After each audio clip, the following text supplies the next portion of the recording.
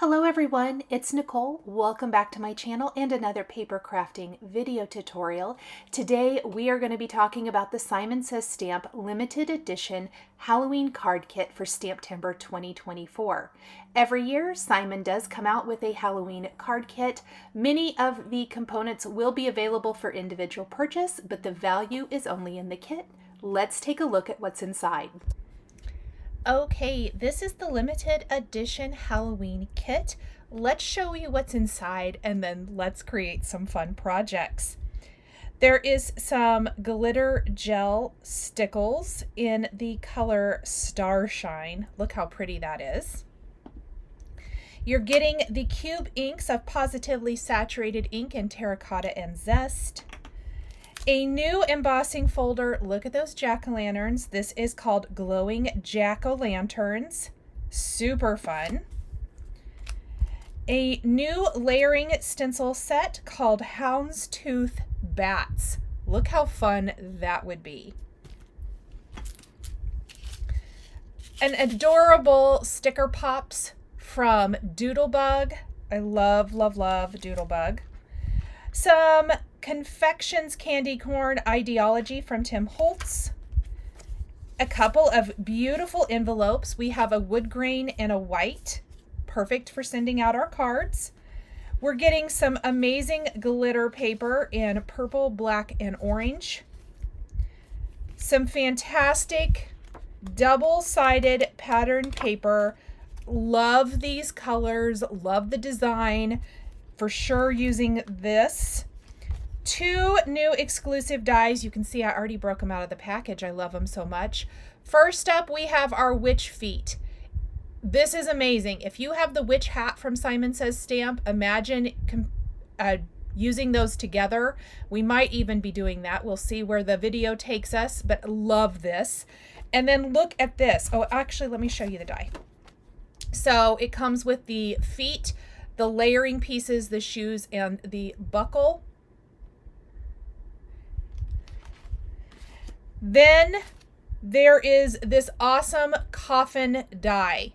This is a tag. Look how cute this is. And then it comes with a bat. So really kind of can be used in lots of ways. Just absolutely adorable. We have some fun paper bags that we can decorate, and that is the first project we're going to use today. I'm going to show you how I'm going to decorate these with those witch feet. And then, of course, an amazing stamp set. This is a 6x8 stamp set, and it's called Halloween Treats. Look how cute these are. Super fun to color. Beautiful sentiments. Absolutely amazing. And I don't have the coordinating dies, but I'm going to guess that those are an add-on. If so, they'll be linked down below. Since I'm filming this before, obviously, this goes live. We have some black glossy cardstock, for sure using that. And then, of course, some white. So that's going to be perfect for coloring our darling images. Let's dive in. Okay, so I decided I want to create a witch dress on these gift bags. I was thrilled about this, and I knew I wanted my witch dress to be very, like, lots of layers of all of these amazing pattern papers, some of this black fringe that I've had in my stash. It honestly might be from a past Simon Says Stamp Halloween kit of some sort. And I thought the witch feet die that comes in the kit would be amazing to be sticking out from the dress. So basically what we're going to do is create a partial witch, I guess the dress portion with her feet. It's going to make the cutest little gift bag, and we're going to use tons of components from the kit. My goal with my cards today and my projects today was to really utilize what comes in the kit. Okay, so the glitter paper that comes in the kit, please die or layer that paper on another piece of paper before you die cut, because it's very thin and it does have an adhesive back. So you want to pull off the adhesive backing, pardon me. And then we're going to run the cardstock with that glitter sheet on top through our die cutting machine.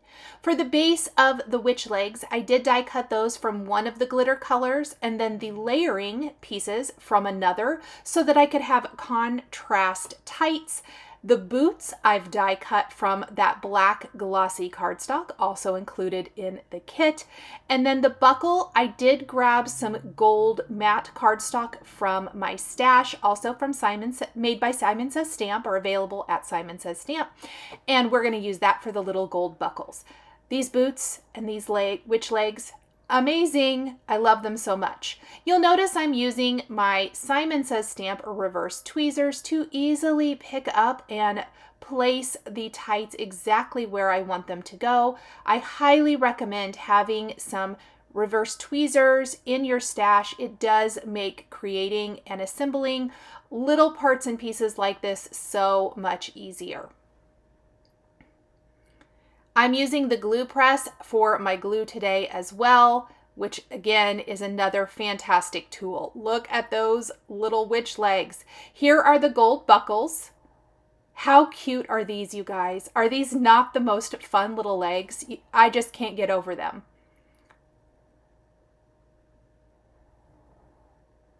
So there we go for that.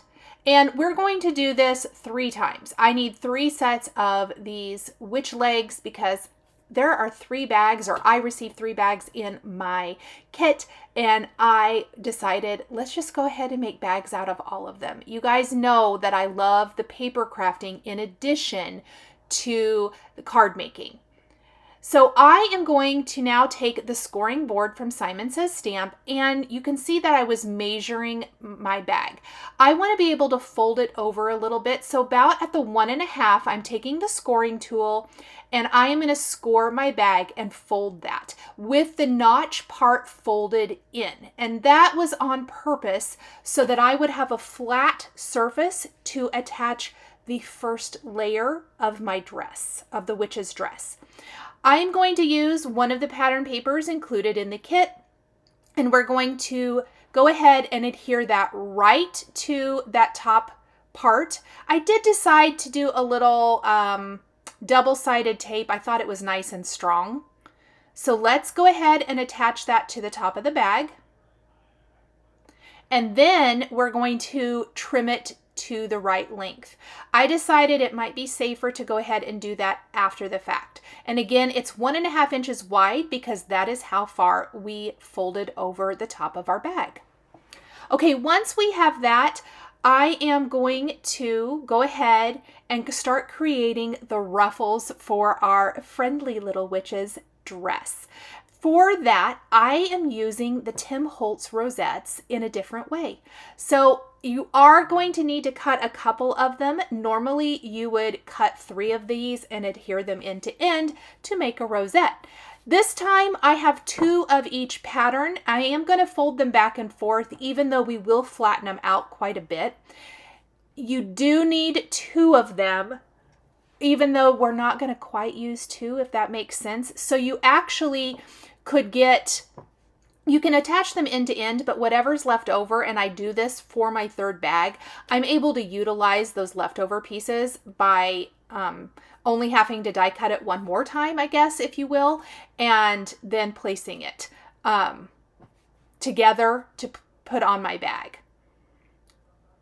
So I am going to, like I said, I folded them just like you would if you were assembling a rosette, but instead of attaching the 3rd one, I'm going to kind of layer it underneath the edge of my top flap of my bag just to see where does that lie, how's it gonna look. Let's grab our witch feet, place those where we want those to go as well. I want to get a feel for how many ruffles and layers I want. I knew that I probably wanted at least 3 to give, I like that odd number, and I wanted these different patterns. So here are a couple of my ruffles. I'm gonna lay them here, kind of look at it. What do I think? What else does this need? Well, it needs this black fringe, of course. Why not? So she's kind of a flapper slash bougie witch. I just thought that this fringe was a great addition. So let's glue the legs down in place. And we're going to do 2 layers of fringe, 2 layers of ruffles, and then of course the black spider web is the other layer of the dress. To do this, I am going to use my double-sided adhesive, and I'm going to place it right here on the bag for the fringe layer. And I'm going to try to attach that kind of right there where the seam of the fringe is, and just glue that down. And I'm going to kind of fluff it up a little bit. We want it to be fluffy. And then I'm going to snip off the excess. Now that was not straight at all. In fact, it's kind of going to bother me, pardon me. So let me straighten that out a little bit. Okay, that looks good. Here is our first ruffle layer. We're building from the bottom up, if that makes sense. On this, I am going to place my adhesive along the top edge. Or I think I probably should do it on the bag. Yes, let's do it on the bag instead. Now, this is where I'm talking about, even though I folded it back and forth accordion style, we're not utilizing it that way. I really just want it to kind of have that texture, if that makes sense. So we're going to glue that first layer down first, and I am trying to get it where once, like we start at one end and then we end at a seam. I don't want to cut through one of those rosettes. Does that make sense? One of those creases, not rosettes, the creases. So I'm going to kind of get down here to the end. And when I have it like I want, I'm just going to smash it in place. That's a really technical term, but it works real good. And then I'm going to snip off this excess, and I'm going to keep it because I can use it for placing on another pattern. So now I'm looking at my dress and I'm like, oh, it's so cute, but we for sure need another row of fringy flapper dress style. So I'm looking at it. We're going to figure out where we want that to go. And we're going to attach our next ruffle. The pattern paper in this Halloween kit was just too cute not to use tons of it. And once I thought or came up with this idea for this witch dress and her legs, I couldn't stop making these because I just thought it was the cutest thing ever. So underneath the flap now, I have some adhesive. I also have another layer of adhesive where I'm going to place the second ruffle of her dress. So she's got like a pumpkin orange with little stars, and now it's more of a terracotta orange plaid on top of that. And then underneath the flap, that's where we're going to attach the next layer. And that's because I want this little fringe to be sticking out from there. So let's just do that here. And we still want the bag to be functional. Even though the bag is super cute, I want it to be functional where you can tuck little gifts in it or whatever. Oh my gosh, look at her dress. How adorable is this? We've utilized the pattern paper, the bags, and the glitter paper, glossy paper, and the witch feet die already. Now I have some glossy black bats. This bat is from the Coffin dies included in the kit, which the Coffin is a tag. We're going to use that as well. The glossy black cardstock also in the kit. I've die cut several bats because what witch doesn't have bats? Of course she does. And I have my crocodile. I want them to be as even as possible because this is how the bag closes. I started with this step. We use the scoring tool to score the top of our bag and fold it over because I wanted to make that part of her dress, but also the closure. So now I use some Post-it tape as a guide, and I've went ahead and went through the top and punched 2 holes. I have orange and black lawn fawn twine, and I'm going to just take a length of this and double it up, and we're going to thread it through the top of the bag and tie it in a bow on the front to secure it. This totally matches the vibe of our bag. If you have some ribbon in your stash, you can use that, or you could even staple it shut if you wanted to. I kind of wanted to do something like this where, if the recipient wanted to leave the bag together or they wanted to retie the bow, they could. I mean, it is a bag. It's meant to, be used and then probably discarded, but I thought it would also be cute just as, like, if you set up a whole table of gift bags, if you're having a Halloween party, I think that would be fun. My daughter's birthday is around Halloween, and so we would always have kind of Halloween themed birthday parties when she was little, and these would have been perfect for all of her little friends. Okay. So now that we have our bag put together, her skirt created, her legs done, I have die cut the coffin from the black glossy cardstock, and I want to use sentiments from the stamp set to customize that tag. And we're going to use Hey and Boo to stamp on this and then tie it into the ribbon. And I think that'll be the perfect little finishing touch. And the glossy cardstock, we definitely want to be careful when embossing on this. The embossing powder is really going to want to stick to it. I want to go ahead and stamp that with clear embossing ink and heat emboss with white embossing powder. Because space is limited on the tag, I did stamp Boo first, add my embossing powder, and then heat set it, and then went back with the word Hey and added that. I think Hey Boo is super fun. I love the sentiments in this. I love how they have like the little stars around them. Just really cute and fun. So I'm going to buff away the powder. We may have to add a little bit more powder to this. And then we're going to stamp Hey. For this, I did just use an acrylic block to kind of be a little bit quicker about it. And we will again add the white embossing powder. I love the bright white against this glossy black cardstock. We'll heat emboss this, tie it into the ribbon, and then I want to do the same steps for the remaining 2 bags. Now the only difference is that I may switch up the patterns for the bag because there's so many great patterns included in this kit, and I only used a portion of the paper too. I have tons of paper left over. But because I only used a portion of the paper included in the kit, you can really mix and match.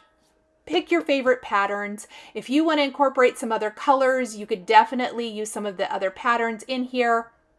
Really cute, really fun. And I definitely felt like I needed more than just one. Don't you guys think? Creating these dresses, super fun. Added my 3rd bat, so she's got a couple of bats on her skirt. She's got the bat up above and of course the little tag. I should have opened this before I closed it, so let me fiddle with it to get it open. Now normally, yes, it would have, you know, gifties, treats, goodies inside, so that will help it stand up. Absolutely so much fun, and I'm going to go ahead and create 2 more. So here is a look at all 3 bags. So much fun. Okay, next we are going to take that wonderful glowing jack-o'-lantern embossing folder included in the kit, and we are going to emboss this on a piece of Desert Storm Nina cardstock. And we're going to do the blackout technique with our embossing folder, meaning we are going to flip it over and do the debossed side and rub a black ink pad all over it, where the black ink is going to cover the solid areas but leave those jack-o'-lantern areas.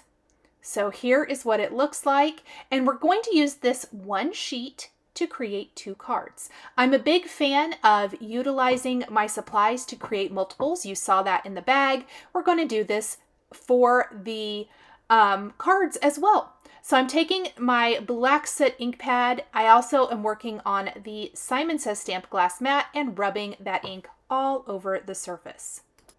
Once I have good coverage, I'm going to place this in a spatter box, and I want to do a little additional distressing with some Burning Ember Distress Mica Stain.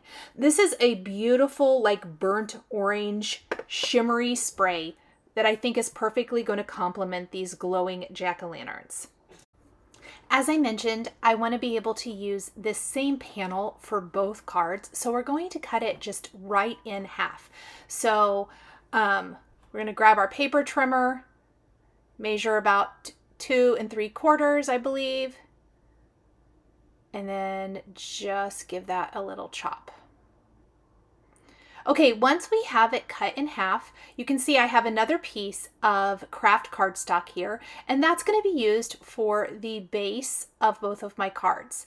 Now, sometimes, for example, I mentioned I didn't have the coordinating dies for these images, but you don't always need them either. So we're going to be stamping these images directly on the card base, and then we're going to be using the beautiful border that we use the embossing folder for along the bottom. And you can see that I use some of that leftover pattern paper from the witch bag skirts as a fun scallop border. I use my favorite Scallop Stitches die from Simon Says Stamp to die cut those scraps of paper. And here is that Burning Ember Distress Mica stain that I mentioned a minute ago. It definitely has an orange feel to it, so I really loved how it looked on these over that blackout design paper. We're going to set those aside to dry. I think it was dry at this point. And then I'm going to figure out, where do I want my stamped image to go? Where do I want my greeting to go? And then we're going to stamp a couple of these images. Now there's lots of images in the stamp set. There's 5 different ones: a ghost, Frankenstein, traditional jack-o'-lantern, which we're going to use, the bat, which we're also using, and then a cute skeleton. So you could potentially make a whole set of these cards if you wanted to.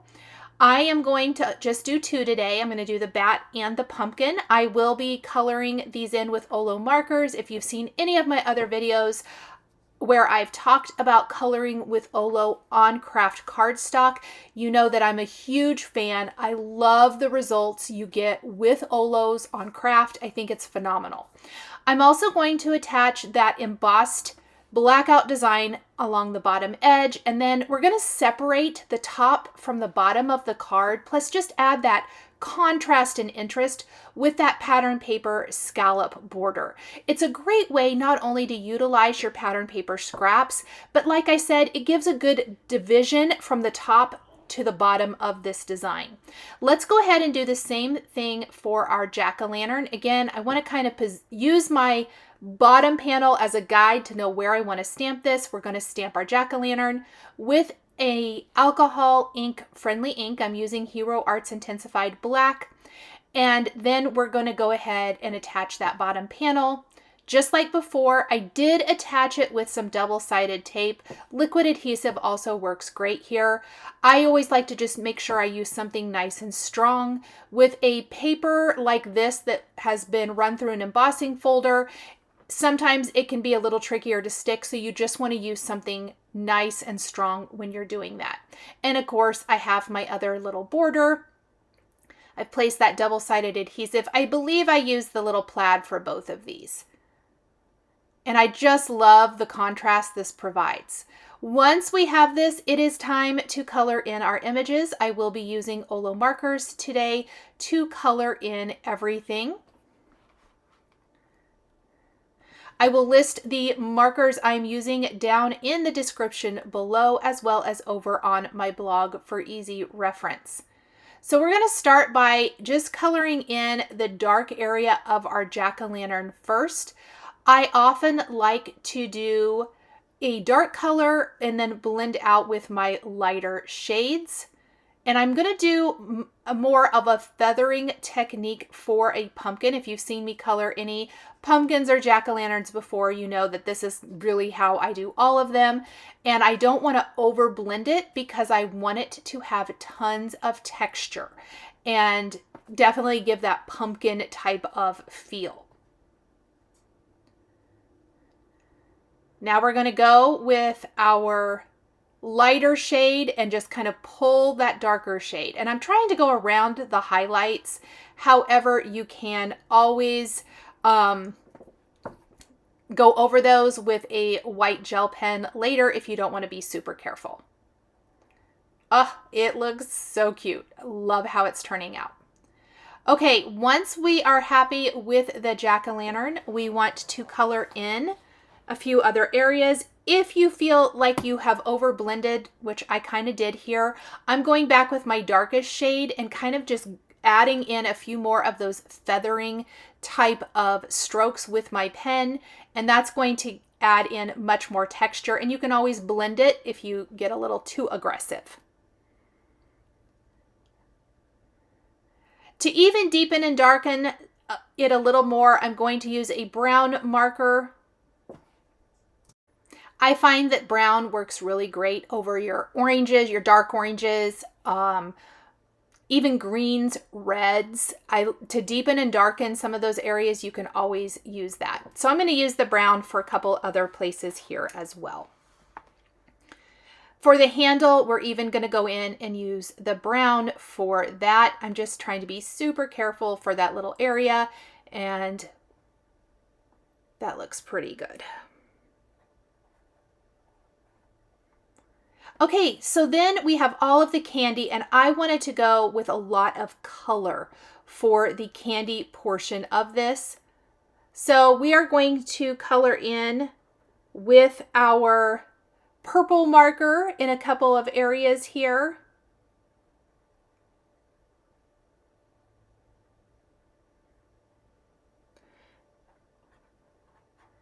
We're also going to move over and do a little bit more purple here on this, I don't know, it kind of looks like a peppermint stick, but just a candy stick. And then we're going to do some greens.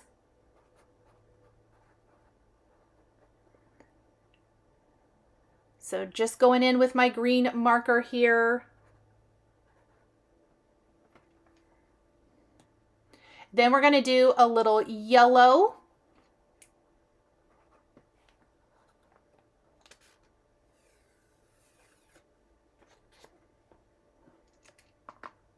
For the candy corn, we also have some oranges. I think I just skipped over back to my oranges.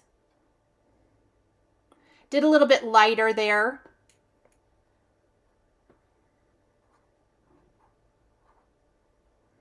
And then I love a white pencil for highlights. If you don't want your highlights to be quite as bright as a Jelly Roll pen, a white pencil is an awesome option. And I use that white pencil also for the white areas of the candy corn. So anything I want to be white on a craft cardstock, I like the white colored pencil.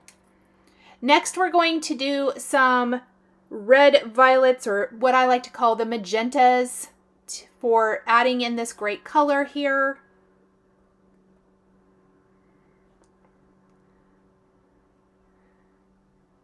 And I really tried to go with a lot of color for the rest of these images.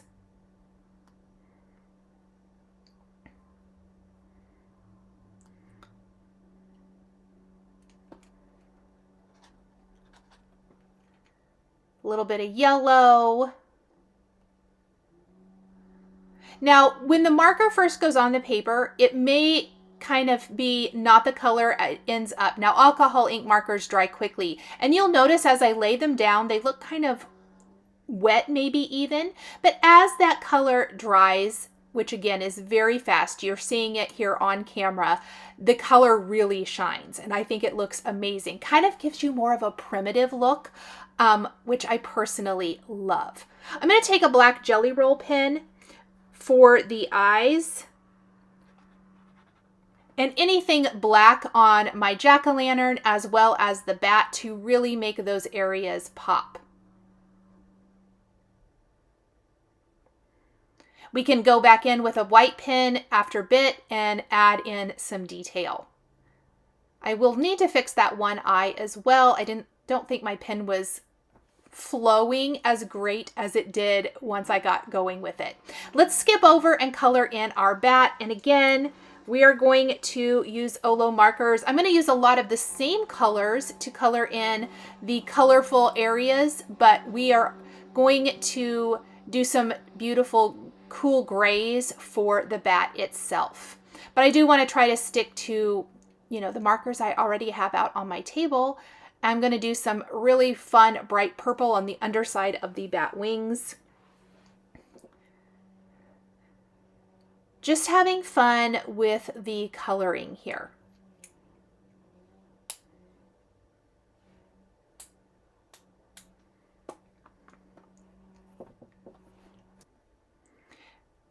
Going to go in with all of our magentas, purples, greens, oranges, and yellows for the fun candies and goodies in these treat buckets. You'll notice I've left a nice area to the right of both the jack-o'-lantern and the bat little bat buckets, and that's going to serve as a fantastic place to stamp our sentiments here in a bit. I want to do all of my coloring first, as I want to do some stamping and embossing for the wonderful sentiments included in the stamp set from the Halloween kit. And again, it's called Halloween Treats, and I just think the images are precious. Let's go ahead and go in with our oranges and our pinks. I like the oranges and the pinks for this, as well as the purples and the greens. Just super colorful here, bringing these to life. I would love to know down in the comments or in the Premier chat, what is your favorite component from the kit? Is it the stamp set? Is it the dies? The pattern papers? Maybe it's the Doodlebug Pops sticker. Let me know what your favorite element is. As always, I love hearing what you guys are enjoying.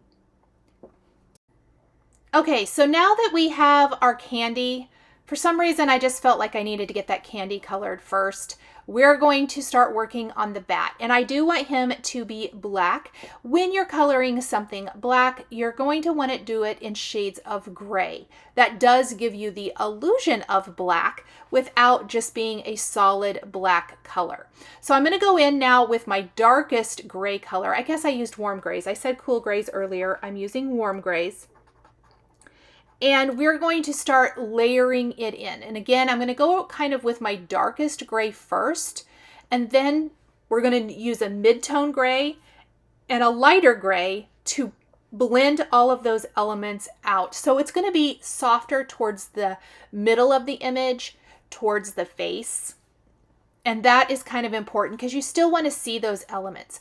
If you went straight in with a black marker at this point, it would disguise the eyes and all of that stuff. So you really want to be aware of that and just kind of build on the grays you're using. So now we're using a little warm gray 5 and blending out towards the middle. And if you feel like it gets a little too light, you can always go back like I did with the jack-o'-lantern and add in some darker color. I generally like to err on the side of caution and start light, and I can always go back in, add a little bit more shading, or maybe even pull the dark color out just a little bit more, and then go back with the light tone again. If you're saturating your cardstock a lot like I am here, it's a good idea to allow it to dry for a minute or so before going back in. You can even go back. You can see I went back with my purple over the gray and then blended it out with my light gray marker again, just to give it that hint of the purple underneath the wings, which I think is really fun. I'm adding extra shading with my darker gray marker now, just to kind of give it that wonderful shading and effect. And then I noticed that there were some areas around his little vampire fangs and eyes that I didn't feel like was blended out as great. So I went back with my light color and blended it a little bit more. Okay, so now I do have my white jelly roll pen. Again, you can use whatever you prefer here. And I'm going to go in with my black. Just like I did for the jack-o'-lantern, I want to add in the detail for the eyes and things so that it really shines. It's really glossy, and I can now add in white highlights to my jack-o'-lantern since the black has dried. I'm using a combination of pencil and white jelly roll pen. Because I did highlights on the previous card with my white pencil, I'm going to do the same thing here. It does give a much softer effect than a white jelly roll pen. Love, love, love it.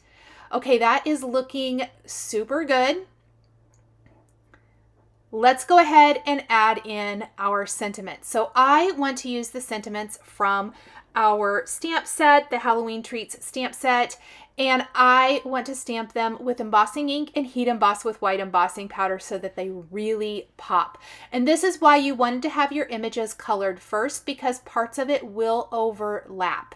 And I like that effect a lot. So I'm going to prep my cardstock with my powder tool first. Then we're going to ink up the sentiments with the clear embossing ink. Because they're a nice solid image, I do want to stamp them a couple times. I think I maybe even did 3 or 4, just to make sure that the coverage is really good when I go to add the white embossing powder. If it's a more detailed sentiment, like a very small sentiment, you definitely don't need to do that. That will probably be too much. But for this, I wanted to make sure that my coverage was full coverage, that it's really bright white against this beautiful craft cardstock and all of our Halloween colors. And then of course we're going to heat set.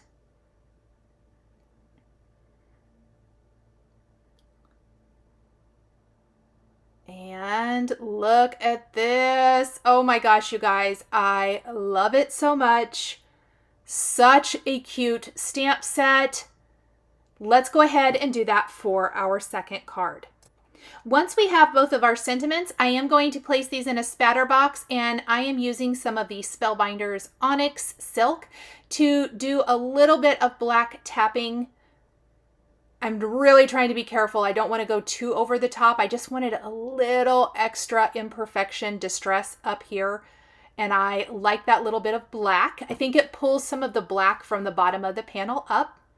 Then we're going to let that completely dry before we go with our twine, and we want to tie our twine around this panel.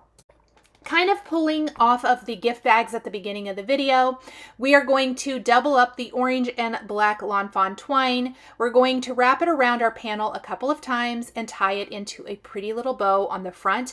And again, this is just another element that helps separate the top and the bottom, but it adds some dimensional decorative interest to the card as well. Once I'm happy with the bow, I'm going to snip the ends. We'll fluff the bow a little bit.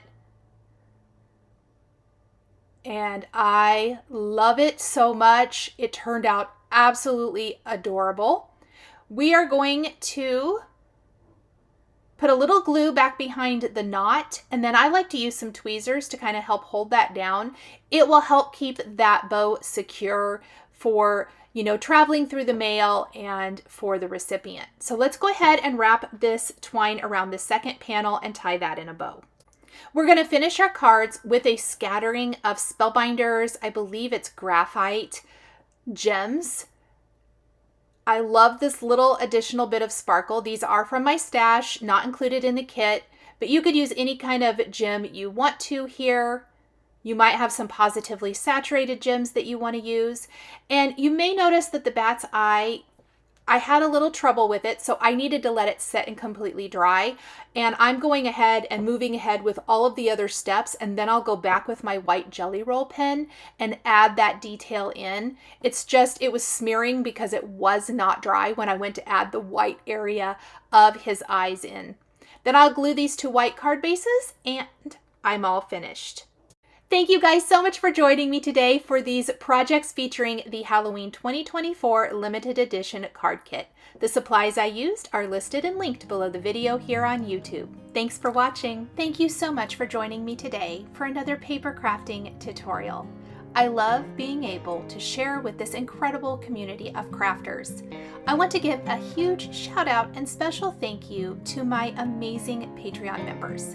If you're interested in joining Patreon, please click the link in the description underneath the video here on YouTube. Patreon is a private community where you can support more of what I do. There is exclusive content, information, and behind-the-scenes content. Top-tier members will receive a handmade birthday card during your birthday month, access to D-Stash, and monthly exclusive lives, plus so much more. We would love to have you join our growing community.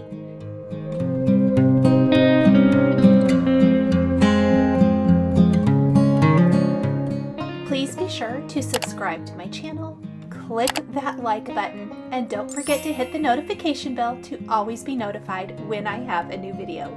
Thanks for watching!